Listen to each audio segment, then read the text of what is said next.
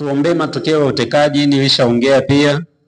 Tuombee Mbeya, tuombee Dana, mikoa mingine, matukio ya utekaji Mbeya.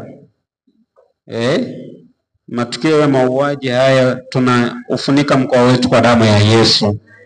Tunakataa roho ya umwagaji damu katika mkoa wa Mbeya.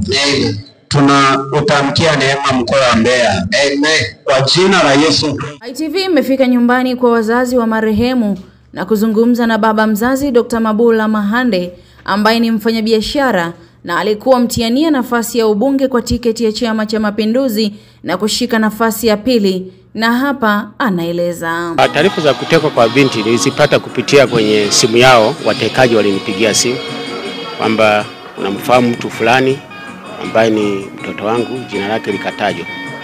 Nasema namfahamu. Kwa hiyo tumemchukua huyu binti, tunaelekea naye maeneo ya kuelekea Tabora. Basi nasema tatizo ni nini? Basi wakaniambia watanipa taarifa baadaye. Baadaye wakatoa taarifa kwamba wanahitaji kiasi fulani cha pesa. Baada ya hapo nikaona wakaniwishia clip ya video ya mateso ya mtoto wangu. Basi nilimpelekea wapatia kiasi kidogo cha pesa ili angalau mtoto apunguze maumivu. Taarifa hizi nilipewa na jeshi la polisi. Walisema kwamba Msamaria Mwema usiku wa kuamkia jana kwamba mnamo ya muda ya saa 4 saa 5 hivi usiku ulionekana moto unawaka kwenye baadhi ya vibanda pale 8. Kwa hiyo Msamaria mmoja akapiga simu zimamoto.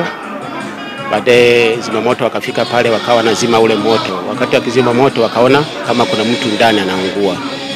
Kuangalia vizuri ndio mwili ukaonekana umeungua moto na kupelekwa mochwari.